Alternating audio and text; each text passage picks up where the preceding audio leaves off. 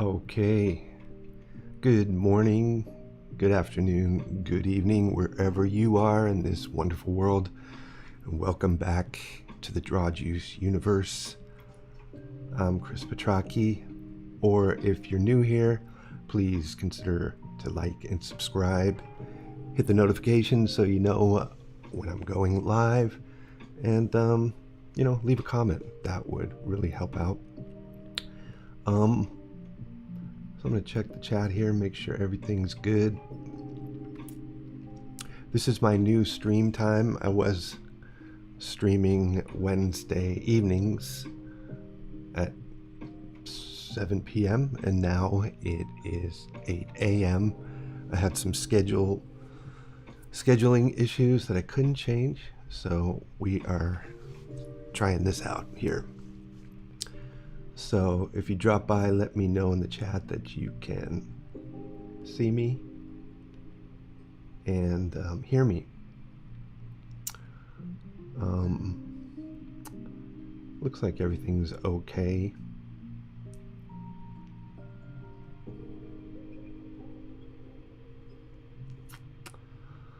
So let's see. Today I wanted to chat with you about tenacity mixed with belief, and maybe a couple other things. So I'm going to do a portrait today, and I'm just going to jump in here. So I've got my camera set up so that you can see my hand, because I think it's that's important to not just see the drawing, but what my hand is doing. So hopefully that's helpful. Using Procreate with Lane Brown, his charcoal pack and pastel pack. So link will be in the descriptions there. Let's see. So give me a shout. Let me know where you're at. Let me know you can hear me. All that stuff.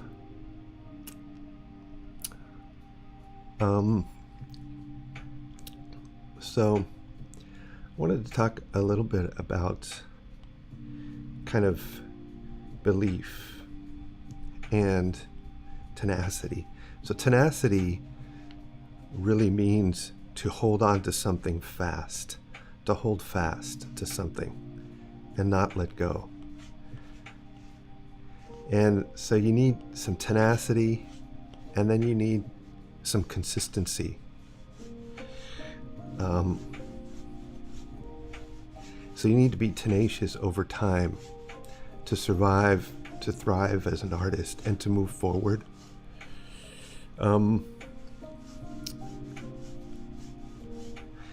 And so, yeah, I have a few things to say about that. I've also noticed that having just a general belief, you don't even have to have a great belief, but just believing that you can do something is very helpful. And so those two things mixed together in some measure, I think, is really important. So the tenacity thing and the consistency thing is, hey Thomas, just checking in here. Aiden from the Netherlands. Wow. Hi Aiden. Anthony, or Andre. What's going on, Andre? Yeah, I changed the time of the cast, Andre. I couldn't avoid some scheduling issues, so we're trying this out. Thanks so much for coming by.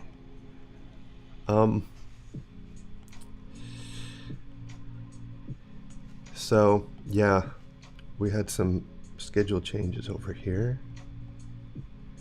so I'm hoping this kind of works out. So Andre, you're over in Europe there, I think.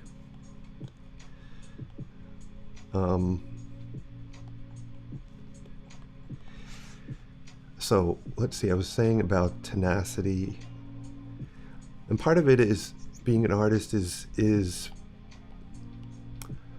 being able to do repetitious tasks over and over again and not get bored with that. Now I know some people who cannot sit still and they just got to go, you know. So you've got to be able to do repetitive tasks over and over and be able to be by yourself and enjoy that somehow, you know, enjoy the solitude. Yeah, Slovenia. Andre's from Slovenia. He's been checking in recently. Oh, now you can join live. Yeah, cool. I knew I'd catch some people if I went earlier, and catch some people in different parts of the world.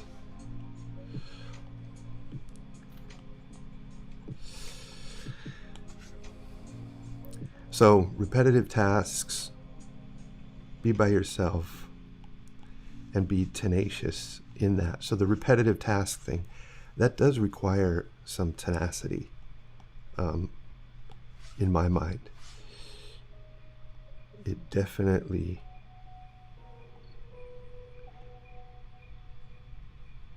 and I can do that. I can do repetitive, boring tasks like fixing drawings, like like detailing and rendering things.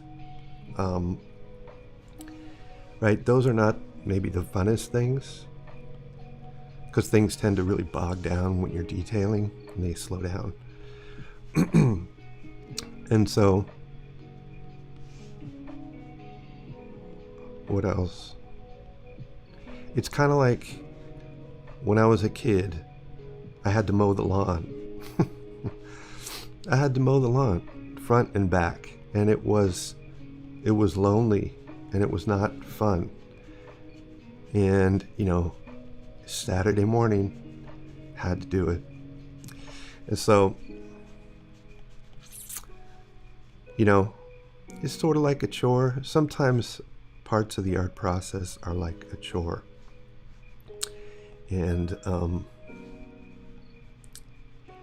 you just kind of have to get in and do it. Sometimes it's rendering, sometimes details, sometimes it's fixing things, sometimes it's cleaning your brushes, right? Stuff like that. And so I always like the exciting stuff, not the boring stuff. I'm just like everybody else. And so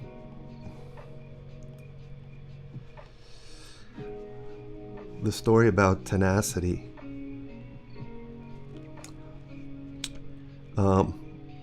I'll share with you a story that for me required tons of tenacity. Your previous time, Andre says, was 4 a.m. in Europe. Okay, yeah. That's like, can't make that, right?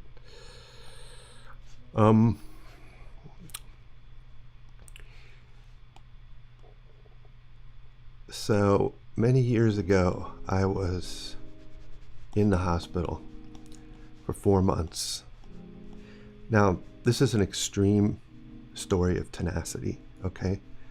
But it taught me something, and I guess what I'm trying to say is everything that you face in life is gonna teach you something. It's not all bad, although it definitely sucks in the moment. It is, I like to say, it's there for a reason, and it's definitely, I like to not waste it, okay? I don't want to waste any suffering. I want it to be like retributive suffering, and not wasteful and unproductive, if I have anything to say about it at all. But years ago, I was in the hospital for 4 months, and I was hooked up to, various devices to help keep me alive.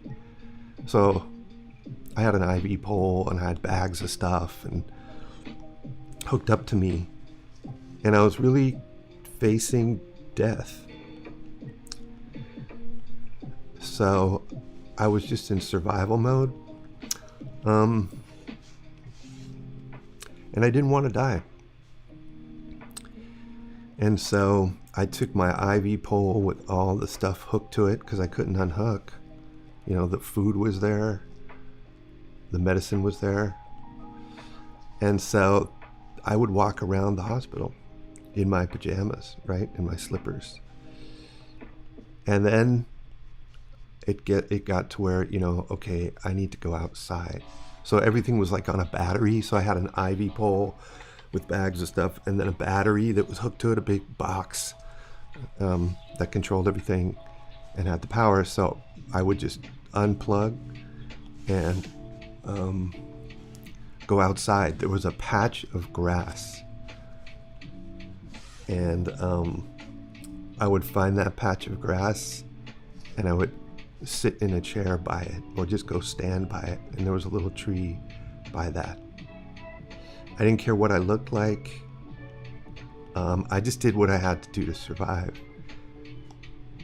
I couldn't exercise much. I mean, I could walk, but I could stretch. So I'd go find a window and then stretch. And all that stuff was part of this tenacity to not die. And so great, you know, I don't know. I mean, part of me was like, learn to reserve myself, my life to whatever I guess I couldn't control. But part of me was like, no. So I know that's an extreme story, but it kind of taught me to be tenacious, to not just surrender, not just give in, but to fight, you know, fight for what I wanted, fight for my life in that case. But for art, you know, you can fight for your art, not give up. And never say die kind of thing, you know? And it requires that, it seems to me. Everything, you know, in art that I've done was never easy. Nothing was easy. Didn't matter if it was like a cartoon I had to do or a masterpiece, you know, piece of concept art that required hours and hours or a week of work for a big background or something of New York City or some, you know, futuristic background. And it was all hard, you know, I don't know why, it just is. So, you know, it's kind of like I expect it to be easy. I think that's the thing. My expectation is for certain things to be easy, and then they're not. And then I get frustrated thinking, why can't I do this? Or why is it taking such a long time? And so,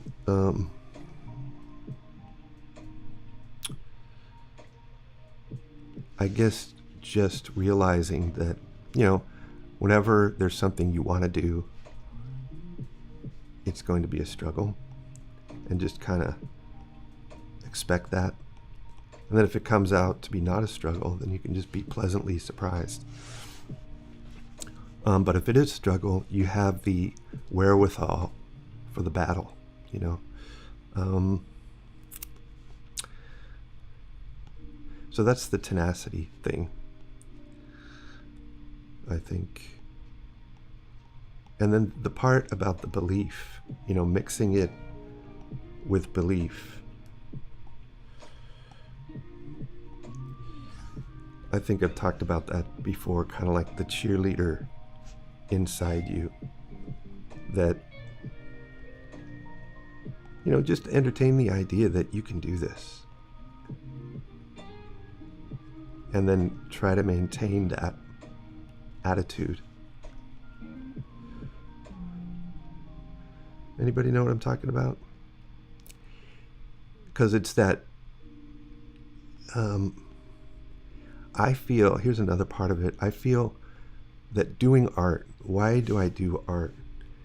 It's because I feel more.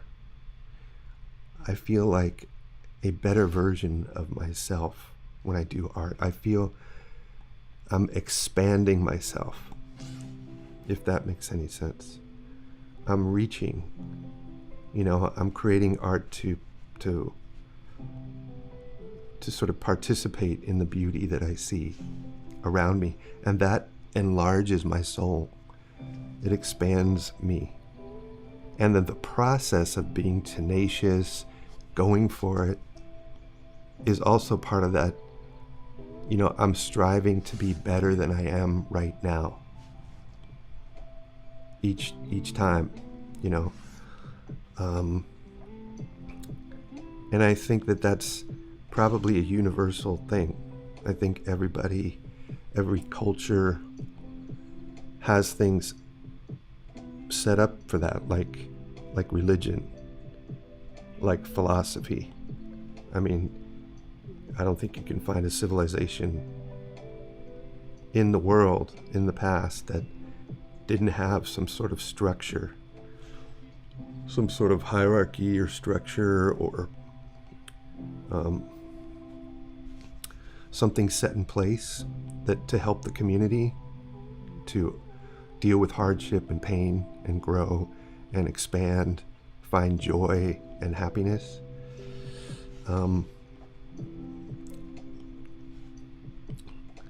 And so everybody has a need to grow, to be significant. And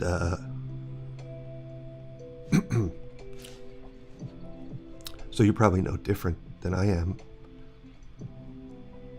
And making art is, for me, about that.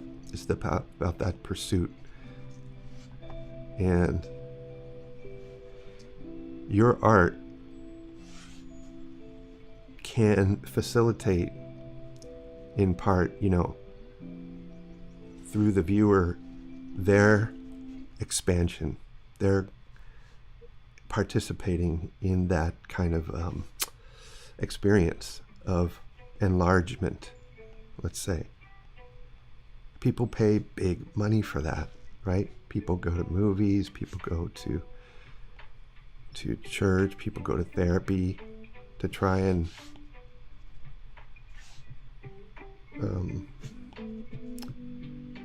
find that thing that we're all searching for. So your art, my art,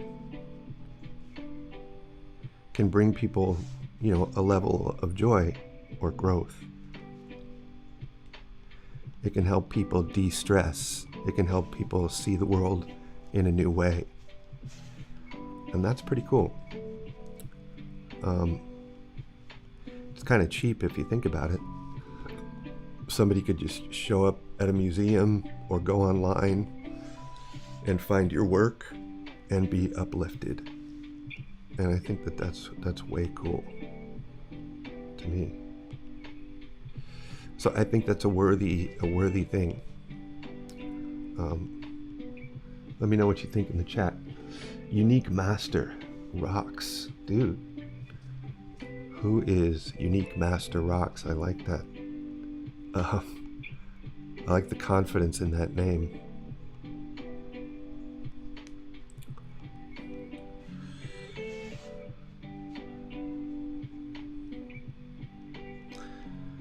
So basically, just kind of blocking in here, making sure I kind of have my proportions, things spaced and placed correctly, hopefully. Just taking my time, drawing and talking live.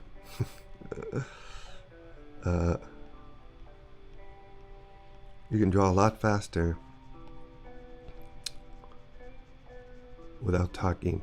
I remember trying to play the guitar and trying to sing and play at the same time, and how that was just, every time I did it, it was just like would stop my guitar playing. Just couldn't play the riff, couldn't hold the rhythm, and so it just sucked. So I would just do one then the other. I would sing or I would play guitar, until I got my mind around one song and was able to carry it out, pull it off, and sing it and play it. And then that kind of grew, because that's fun, Andre, you've been a huge inspiration to me, Chris. I love your works and teaching style and the quotes. Yeah, cool, Andre. I really, really appreciate that. See, that's another piece of doing art, teaching, is giving back and affecting people, hopefully for the better, helping them, lifting everybody up at the same time. I get lifted up by people too, and I get lifted up by my students, trying and struggling and working, and then when they have success, I feel that success. That's good stuff. So a comment like Andre's just makes it all worthwhile for me to do stuff like this, I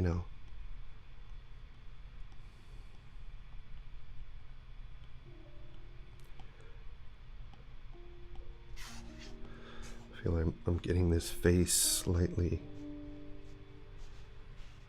off.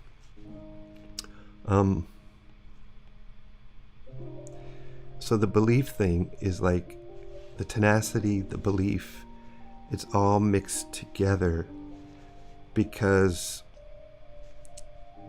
doing art requires that I have some level of belief. And that level of belief is kind of like that energy that I need to get going, because it provides kind of excitement and it's fuel.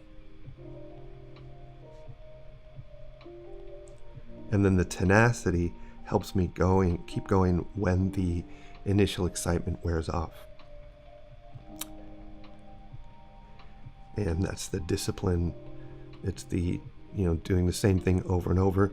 And maybe even if it's in the block-in phase, let's say I get partway through the block-in and it sucks, something's not right, then I need to start over.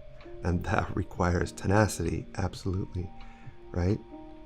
Because it's not as fun anymore. The excitement's gone.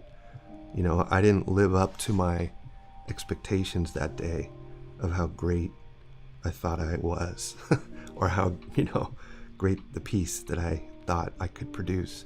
I fell short. So that's painful. So I have to go have another cup of coffee and try again. That's just sheer tenacity. And then when I do that, I find that the excitement, the belief comes back. But I kind of need that belief even mixed in, even if it sort of diminishes in the process. Unique Master Rocks, love that name. Are your relations with Loomis going good? Hey, you know what? Yeah, I'm liking Loomis better. I am. It's cool. Start with a circle and then cut into it with kind of an oval. Like it better. Unique Master says, I'm a brilliant teacher. Hey, thank you, man. Coming back at you. Draw Izzle, love your work. Draw Juice, right on. Draw Izzle, Draw Izzy. Can't read. I got one eye. You guys know I have one eye, right? I cutted the person from sides to use Loomis method on him. Yeah, good. Use any method you can.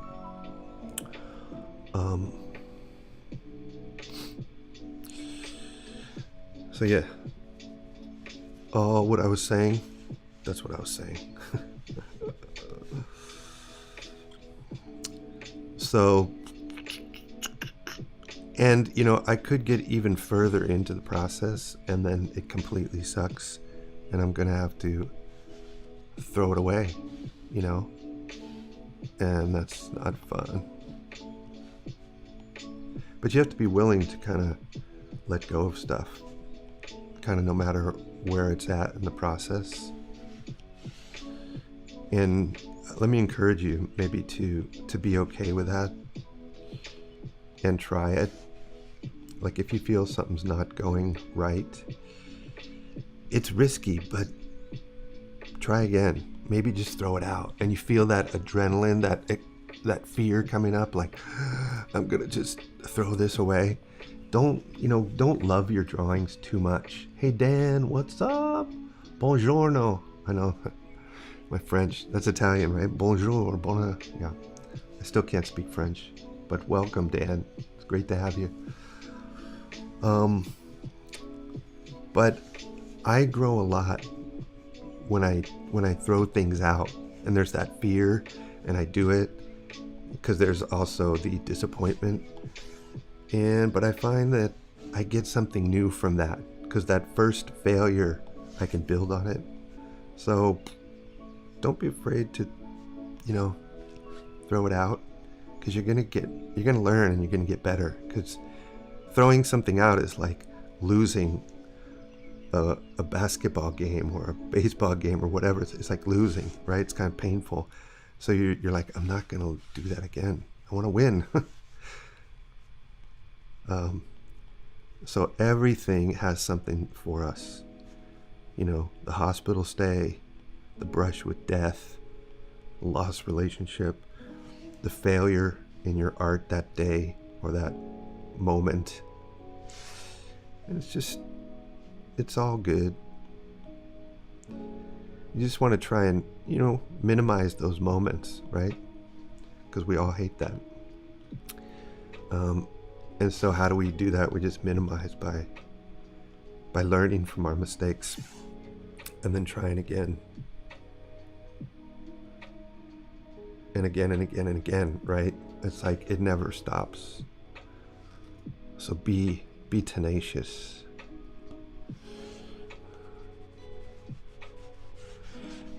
Be awesome. Be your most awesomest self. That reminds me of Jordan Peterson, kind of like this future investment in oneself. That the disciplines, the practice, the whole cleaning your room thing that he talks about, it's like deposits in your future self. So in a way, you're loving yourself in that way, because in the moment, you're not enough. You're not all you could be. So we're sort of full circle here, trying to reach, because we know we're not enough. And I mean, look at the whole education industry. It's sort of based on that marketing, right? Advertising. It's based on you're not enough. You need this. So that's a big deal. We're not enough. We all kind of know it, and we're just trying to be better. Whether it's at work, our performance at work, mastery of something, spiritually. We want to be better people. We want to grow because we had some bad habit or annoying thing that was causing us or others pain, right? So, I guess embracing that idea, like it's sort of, you hear often that you're okay. You're just okay the way you are. And you got to love yourself. And that's true too. So you need kind of like a mixture of the cheerleader. You got to love yourself just the way you are. And then know that you're not okay. And then strive for more. Right? And so, how you do that, we're all kind of in this together, learning how to do that.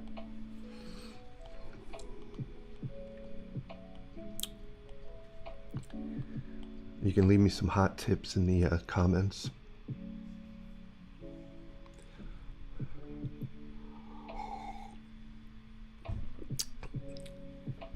So I'm trying to get a little crazy in the hairstyle here.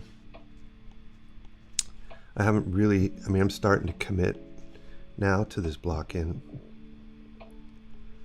because I think it's, it's okay. And I'm trying to treat this like a hunk of vine charcoal.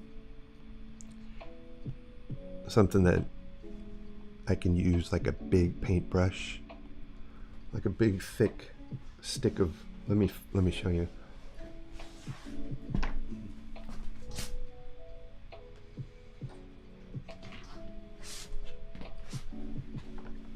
Like a big hunk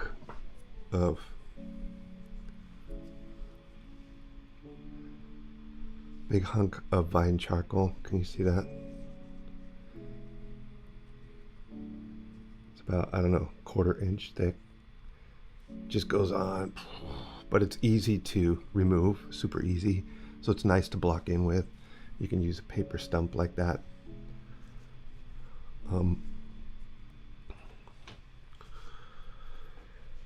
So I'm thinking like I would traditionally. I'm trying to figure out what's the width of this face here. It seems like I need to cut in.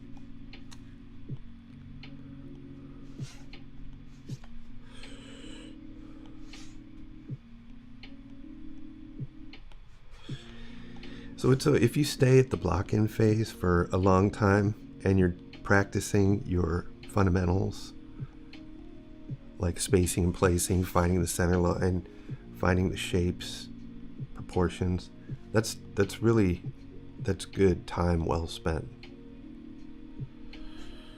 Absolutely. So spend time up front at the beginning and avoid pain, later.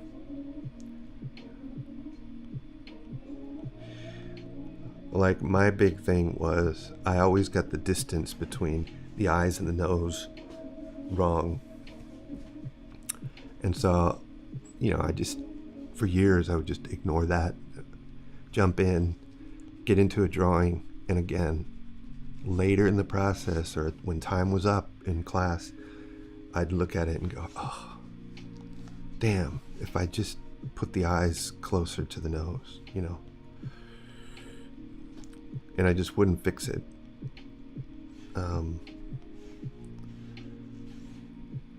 So, whatever. I can stay in pain as long as I want. Okay, let's try. I think I did it again. So, let's move this down a little bit, because I think my eyes were getting a little bit too far. I'm just looking. Let's undo.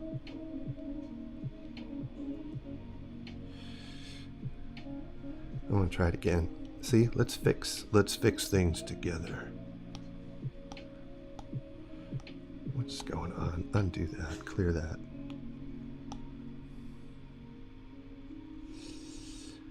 Oh yeah, I like this music. This is Lofi Girl. Lofi Girl, they got good stuff. Okay, then I'm gonna kind of smudge this stuff out because I left this annoying line right here. But these brushes are totally awesome. They really look and feel like traditional media in a way Photoshop I just can't get it to do. So link is in the description for these brushes. Lane Brown made this pack, this charcoal pack and pastel pack.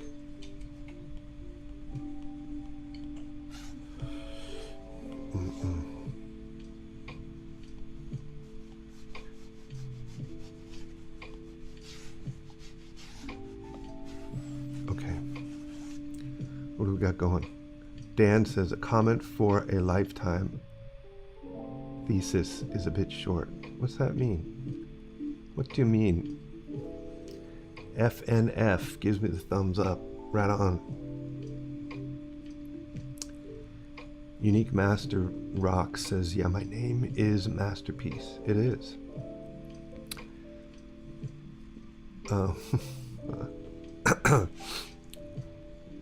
Okay, I gotta squint.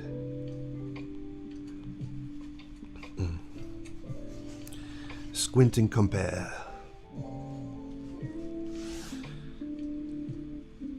Alright. So now I'm gonna erase a little bit of this stuff here.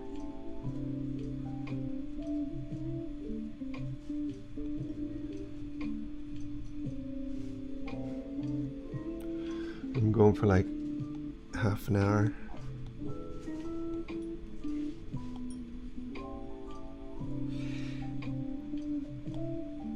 So you can erase your construction lines, right? They're all about measuring and placing, but they're not really the drawing itself. And the underdrawing, the blocking, is kind of like the unseen portrait, right? It's the second portrait.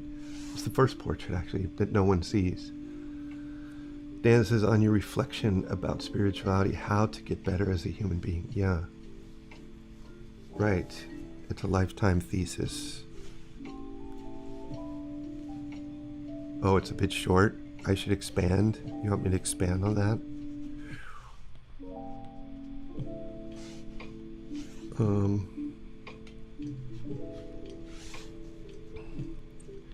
You know, I think people need to be loved, right? And they need to have meaning, engage in meaningful activity and meaningful work, because of that sense of expansion that comes from that. I don't know how to say that exactly right. You know, it comes through worship, it comes through music, it comes through helping someone who needs help. I mean, that makes you feel good. It comes through loving, friendship, romantic, and but I think we can get off track with that. And so we need kind of a, you know, a golden rule, like a standard to keep us on track. I mean, I feel like we can go off track pretty easy. And so it's necessary to have something like outside of me that's objective, that sort of tells me. It's like looking in the mirror, you know, and when I look in the mirror, I want to see me as the best self, and I want to downplay my dark side. But I need something else that's going to tell me the truth, like a good friend would do.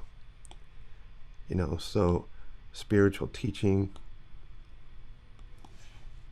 is necessary, I feel, for me. You know, because I can kid myself and just tell myself, hey, you're doing great. You're awesome. It's their problem. It's not your problem. And right, Solzhenitsyn, the Russian philosopher, writer, who spent time in the Gulag, you know, he had that idea that evil runs through the human heart, right through the center of the human heart. So that's it, man. That's bedrock reality. And if we ignore that, then we blame others and we're deceiving ourselves, you know? So how can we grow if we're into self-deception? That's the big enemy.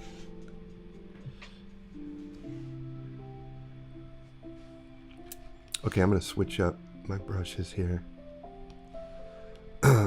So I've been in this pastel pack, and I'm going to go over to the charcoal thing and get to my smooth. There's a smooth in here. And this is like newsprint with charcoal pencil, or like vine, well, not vine, but yeah, charcoal pencil, soft charcoal pencil, or new pastel. Super smooth. Look at that. Whoa, that's like super newsprint right there.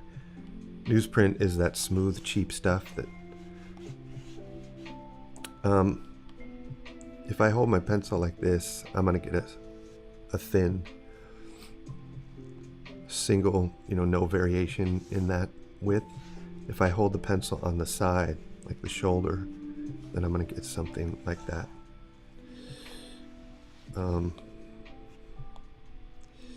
Another thing here is that if I hold the pencil, let me just turn this off.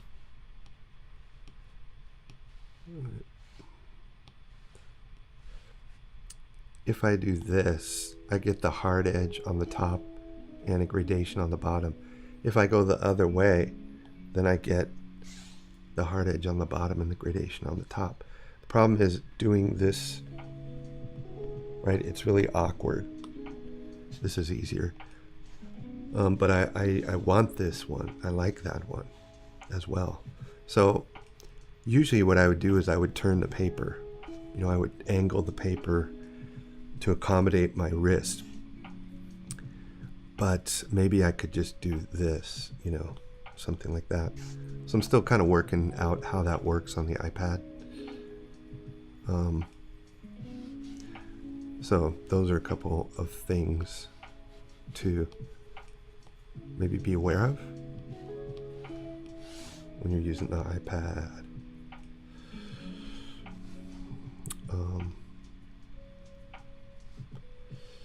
All right, so now I'm gonna, I'm sort of darkening in my darks a little bit, committing to those.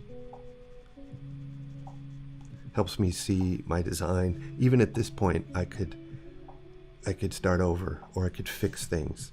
Because when I fill in the darks, I see the distances between, let's say, the shadow of where the nose meets the eye socket and the top of the wing of the nose. And I can see that better.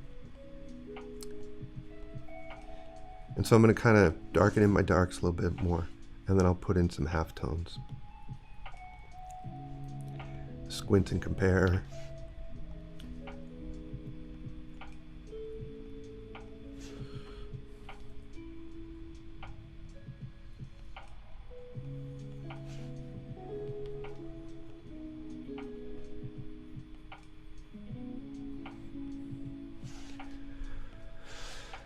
I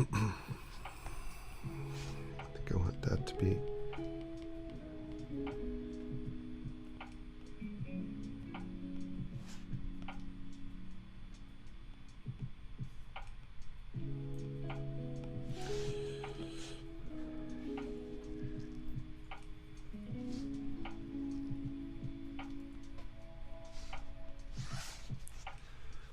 I like to work in big shapes and not get down to the lines until I absolutely kind of have to. Like I like working in big, blocky, paint stroke type things because it's pretty efficient, covers a lot of ground. So it gives me the shape and the value inside when I work like that. Whereas if I just, do the line stuff first and then fill it in, it's kind of like, that's another way to do. But it's a couple of steps, if I can use the biggest brush, so to speak, to do the job, then I want to do that. It's kind of fun that way.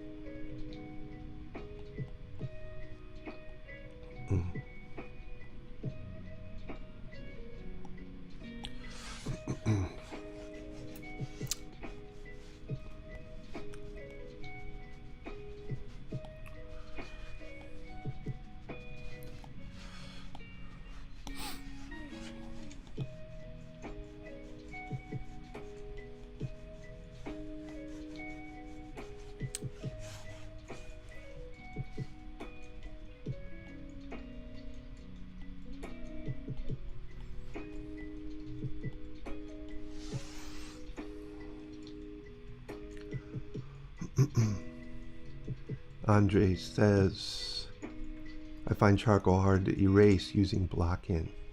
I don't know how you do it. I always ended up with a bloody mess. So doing it with pencil. Yeah, probably, Andre, you're using maybe one kind of charcoal. And the trick is to know that you have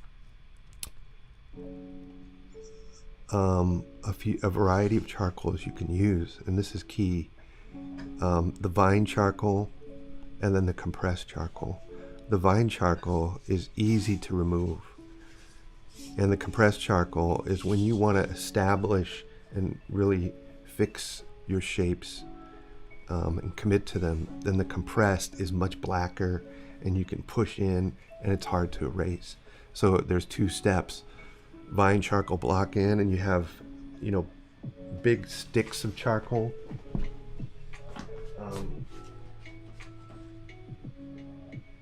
And then really thin ones. So you have thin ones like this.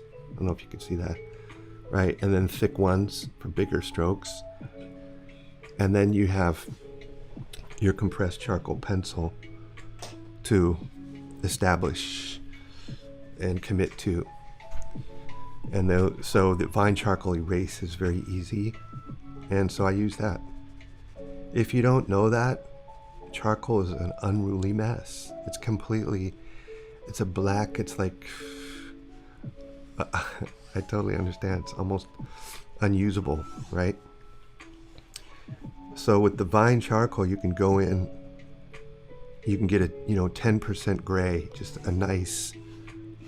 a wisp, or you can press down, but they usually won't go all the way black as far as like a compressed charcoal stick or pencil will.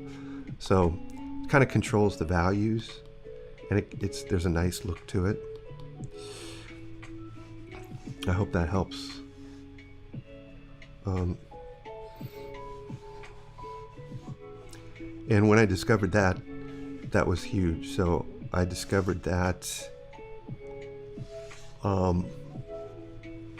through my hero, Jiaoming Wu.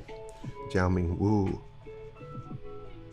was kind of like the reason why I decided to try and do charcoal portraits, was because his stuff looked like paintings. His drawings looked like paintings.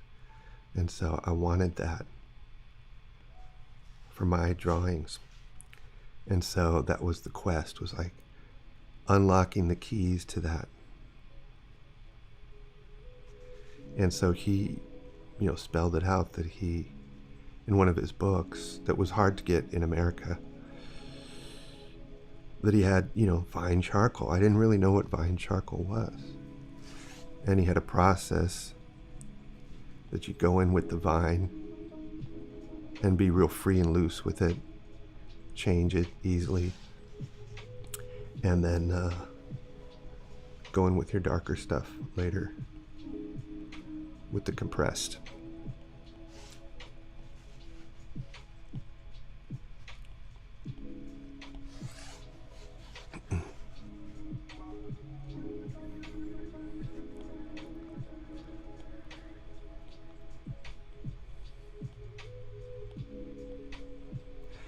So try that. Get some vine charcoal or willow charcoal. I like vine better.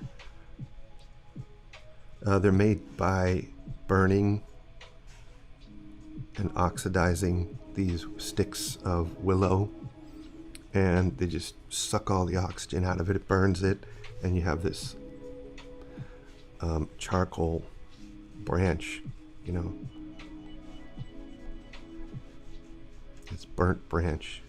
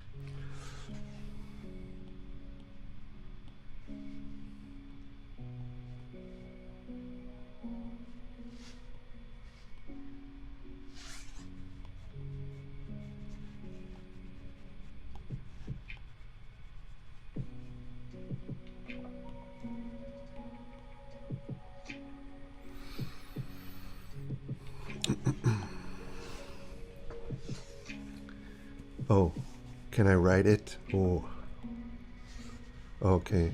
Let me see. This. Jiao Ming. Wu. Jiao Ming Wu.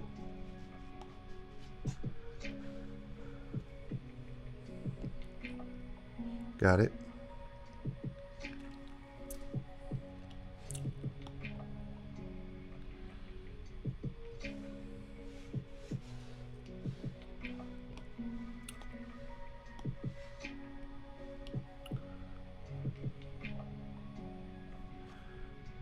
Total Master lives up here in San Francisco near me.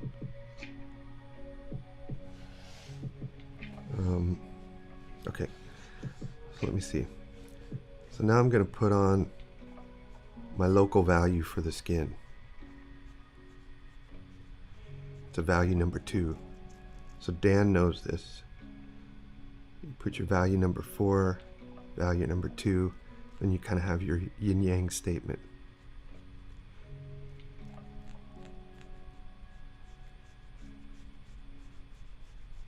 This would be where, yeah.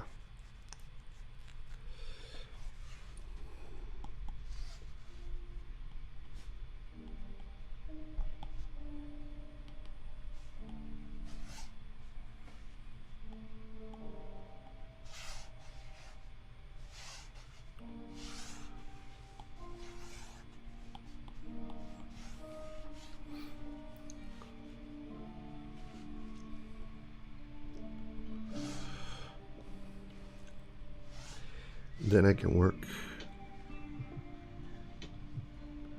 the halftones a little bit.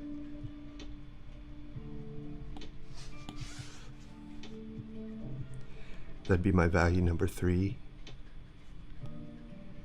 And those are those transitional tones that really turn the form, you know, the dark halftones. So this value in here is number 2, right? And this one here is number 3. And then this one here is number 4. And I haven't gone to the black number 5 yet. Okay. So I'm just controlling the values. First get my shapes. And then maybe do some edge work. Like now I could do hard and soft edges. And then move into the lights. So it's pretty, you know, kind of like a process for sure.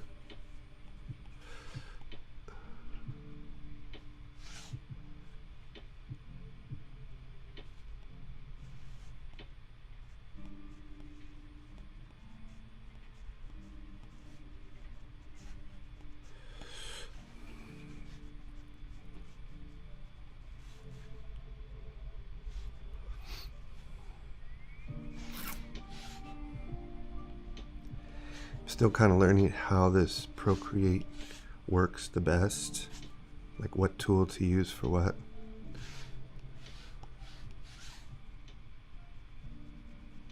Like, you know, the smudge tool versus the eraser.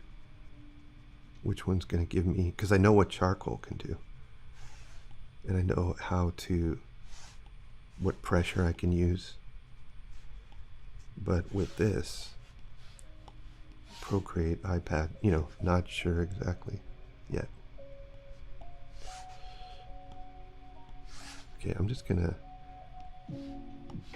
merge down here, combine these layers,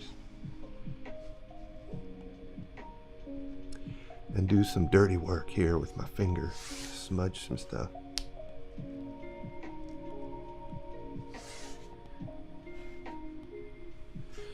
Too much. I don't want to get too crazy with the smudge.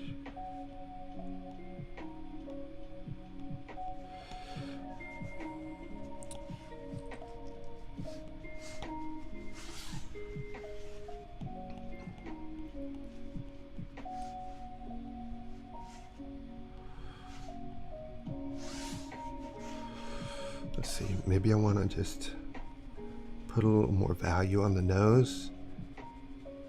Tends to be a little bit darker. That's where the blood flow is in the cartilage, kind of coming to the surface. A lot of capillaries and stuff like that. So I kind of like when the drawings look like that. Okay, let me get in here and do this nose a little bit inside in the occlusion shadow here.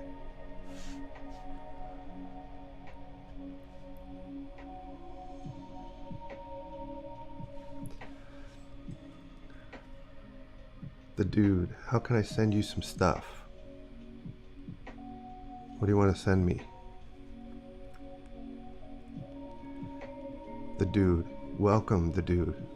Another great name. We've got a couple great names here that really stand out today.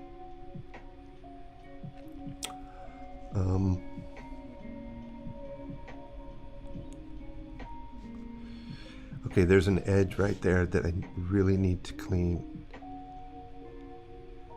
That can be very crisp, that edge.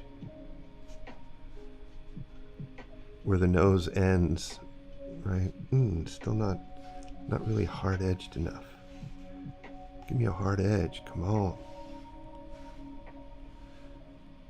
Okay. Sketching. No, inking. Where's my erasers? Erasers.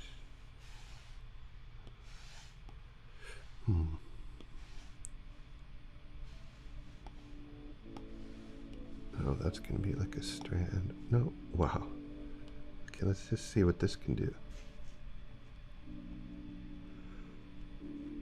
Okay, that's tight. That's tight. The edges do so much work. They carry so much of the load. Once you get things blocked in, you go to your edge work and it's awesome. Okay, let me just smudge. Am I on the right layer? Yes. I need some power in the smudge. There's not much there to smudge, I guess.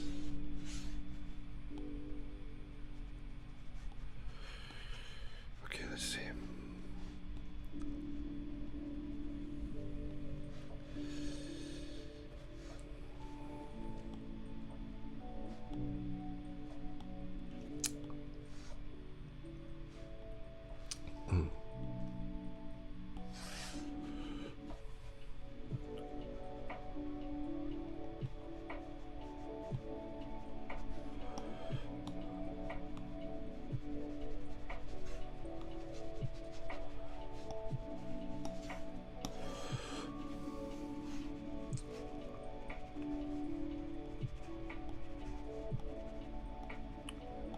You guys know Fetchin?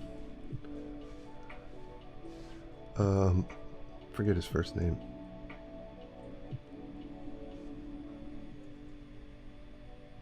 Fetchin had great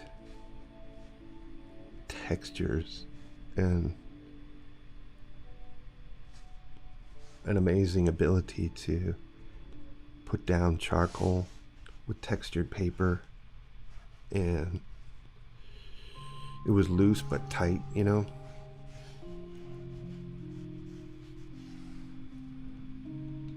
Fetchin is F-E-C-H-I-N, I think.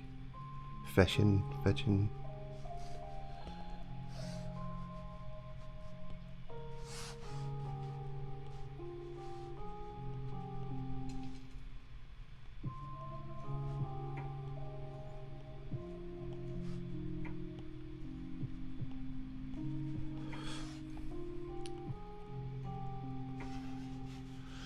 Nikolai, yeah, that's it. Make art, not war. How you doing? Another great name.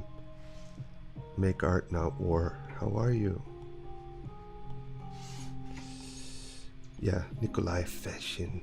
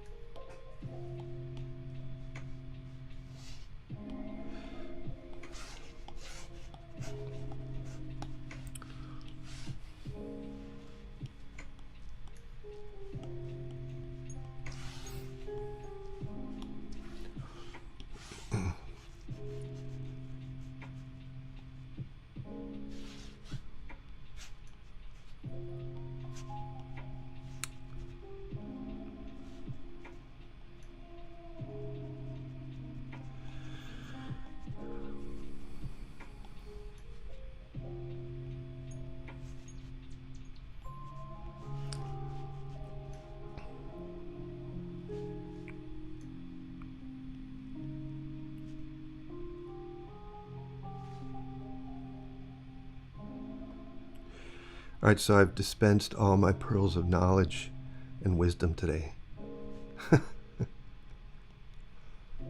Let's see what else. What else do I have?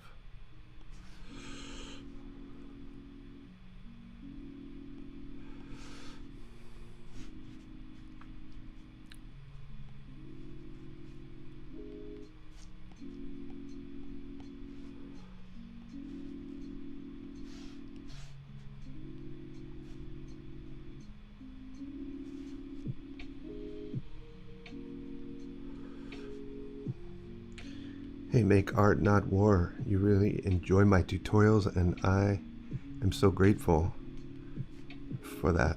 Thank you for letting me know. I'm grateful for each and every one of you out there.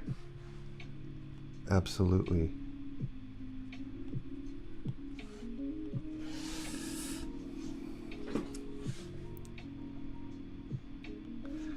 I wouldn't be doing this if it wasn't for you guys. I mean, I'd be drawing, but I wouldn't be, I wouldn't be putting it out there.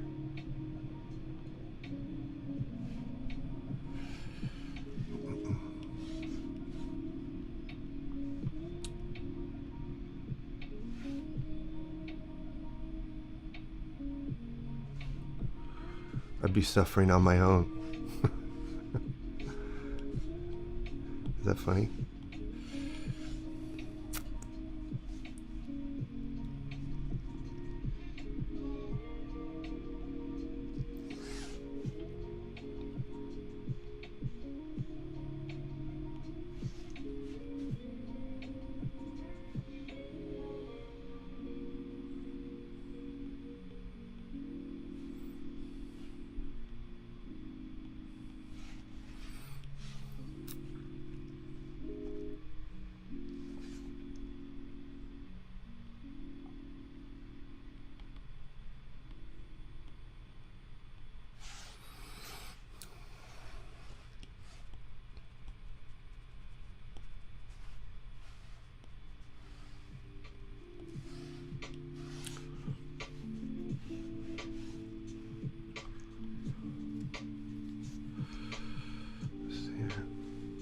Nikolai Feshin was actually born in my city.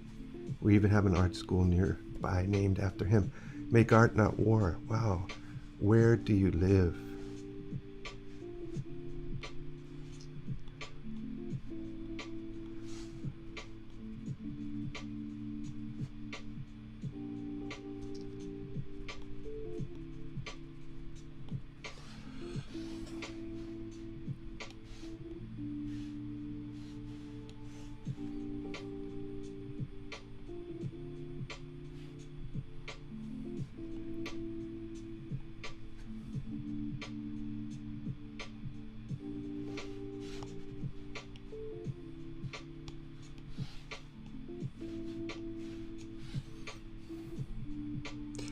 That's really cool. So you know all about him.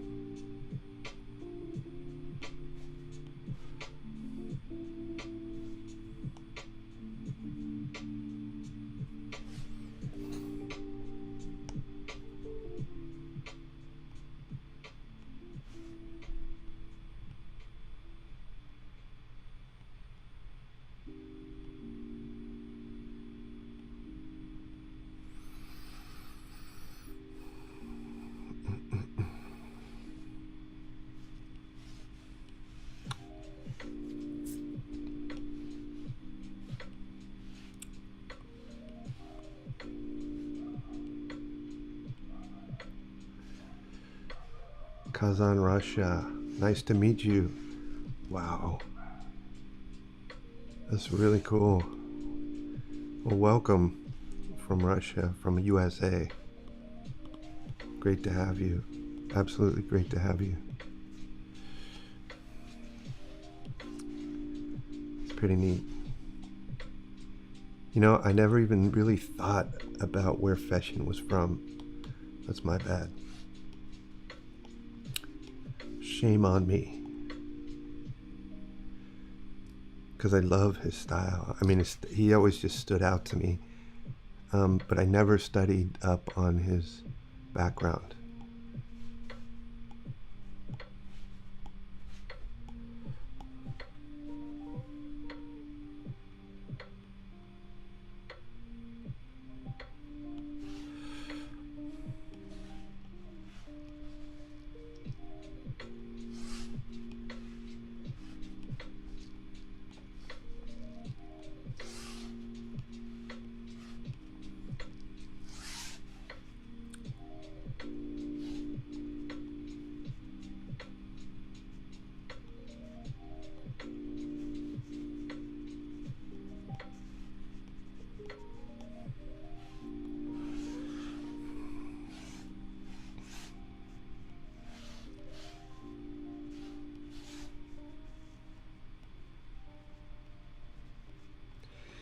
I'm not squinting and comparing enough because I'm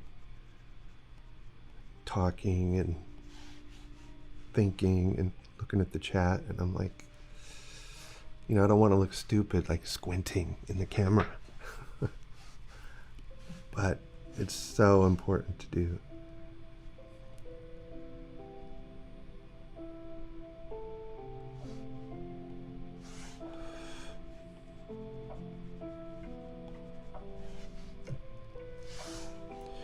Too dark.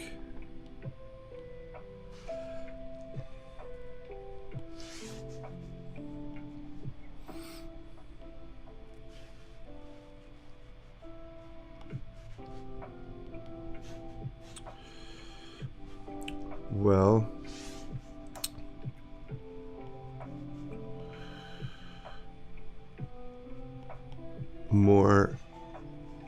more good information for me about fetching.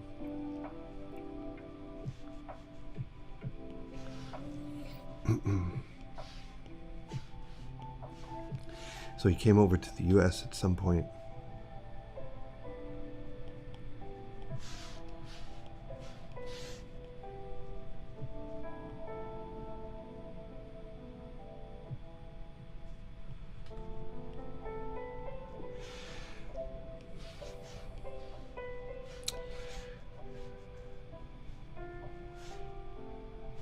Which is remarkable.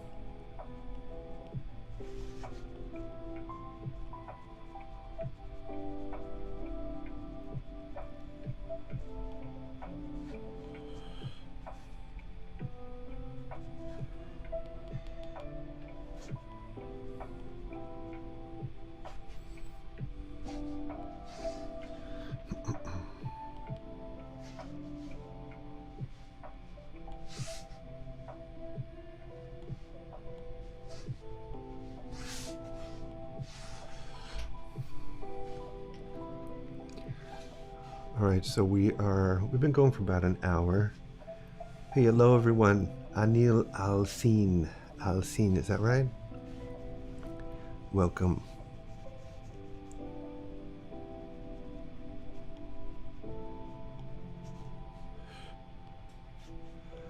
Got to get this eyeball to turn.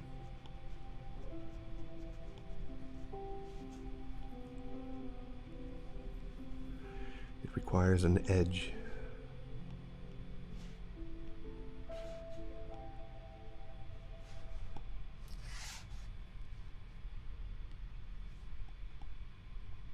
I often find that I put lines down and I take them back, and I put them down and I take them back a lot. So if that happens to you, it could be because you're fixing things, or it could be because you're a perfectionist.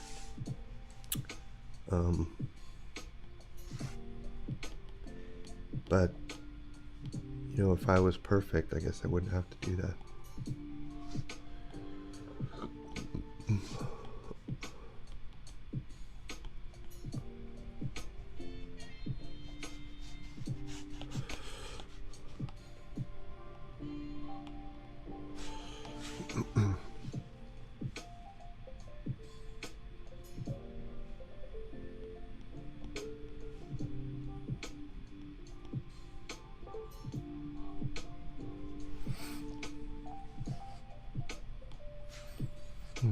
Nope.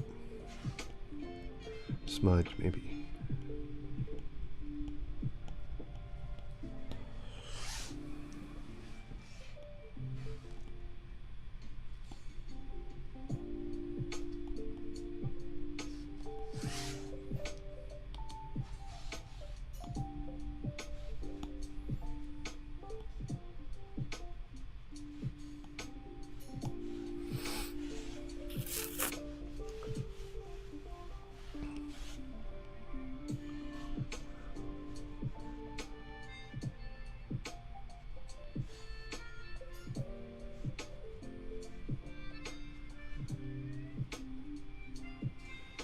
Getting into the details. I'm tempted to get into these details. I'm not going to do it.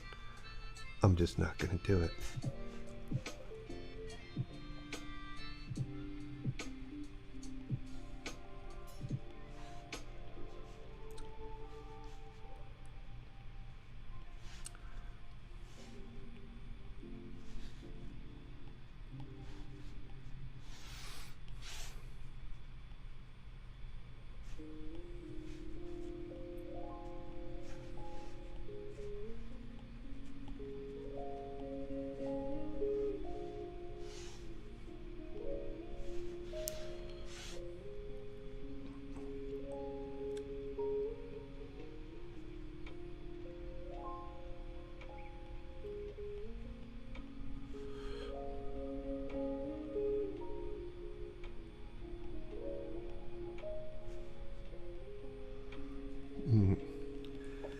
this thing, this little corner of the mouth, this mascular node thing right here, it's so, for me, one of the important features of the mouth. And it's one of the trickiest parts of it. Like, I feel like I never get it right. It's sort of this occlusion shadowed area. It's very dark. Like, I know I need to go dark in there, but then too dark, because it's the transition into, from the red lipped portion of the mouth to the skin is super smooth transition. So it's got to be just right.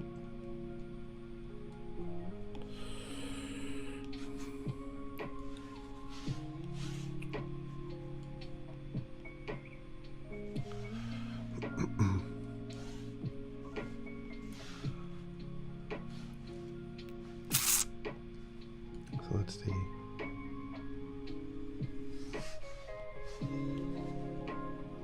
So it's okay to kind of put something down and then smudge it back, and then put it down again and smudge it back. And go over it again like that.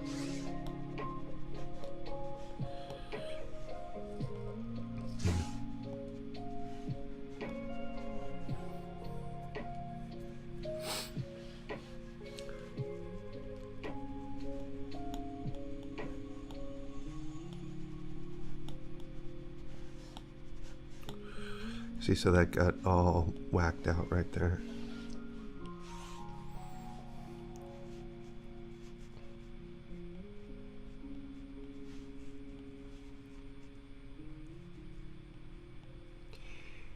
And you have to kind of be okay with that.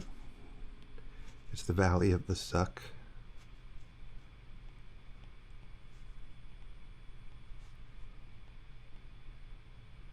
You know, certain parts of the drawing are going to not be resolved the way you want while you work on other parts, and then that has to kind of be okay for a little bit.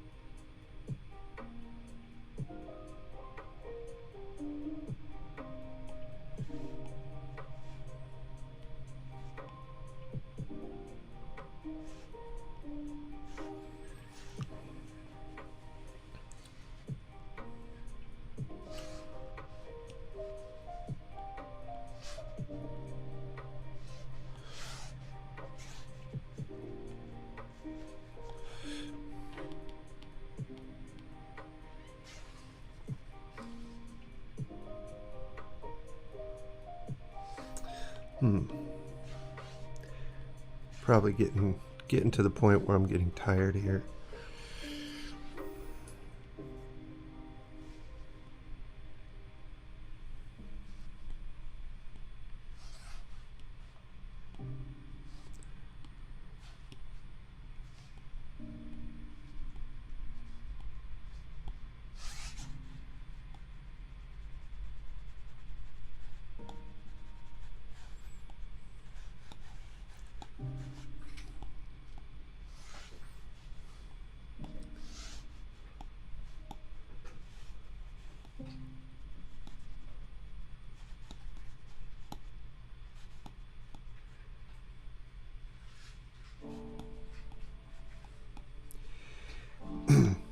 So I would go through this drawing several times, right?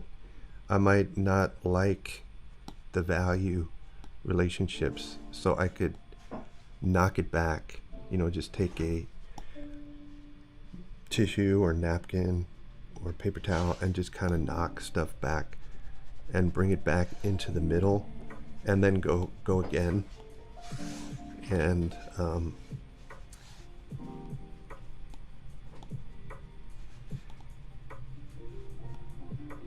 so if you find that your drawing is tonally confused, or maybe too much contrast, just knock it back. Don't give up on it. Just knock it back. Just take a paper towel and rub the whole thing, and you'll see, wow, it actually kind of comes back to center, and you can calibrate things again. Like you can go again. I don't know if that makes sense, but try it.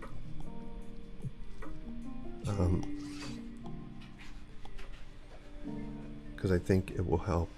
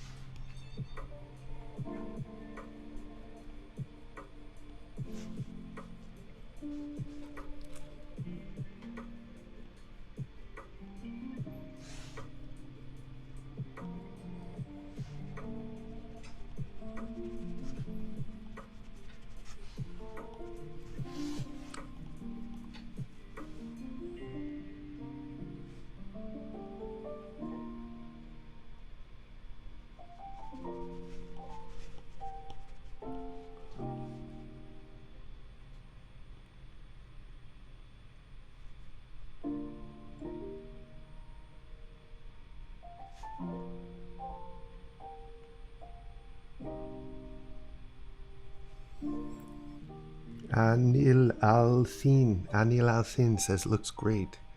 Appreciate that encouragement.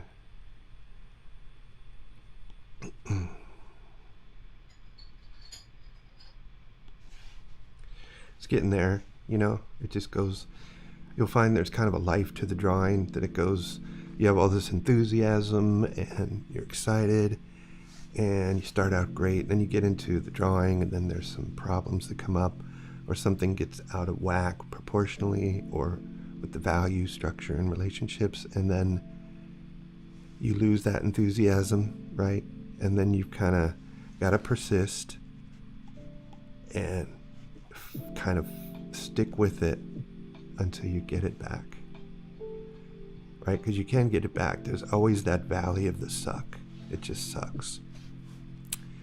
And so know that. Be forewarned, forearmed, that most drawings have that life cycle.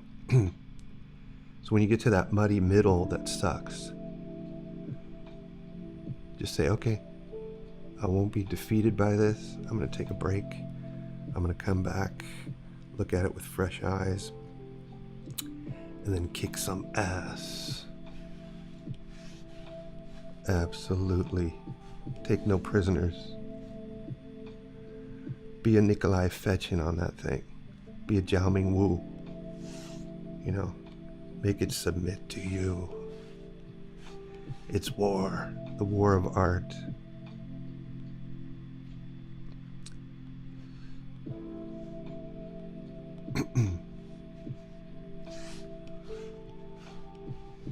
So there's kind of like the happy, fun starting time, and then there's the dismay in the middle, and then there's the wartime, and then there's the final outcome that's like Yes, I enlarged myself. I fought the battle. I won. And here's the evidence right on the paper. And that is so, you know what I mean? You don't even have to leave your house to get a rush like that, to get an experience like that makes you proud, makes you better, and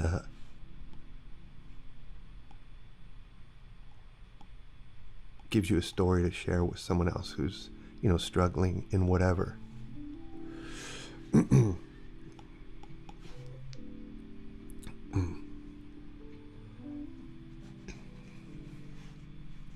That's my story.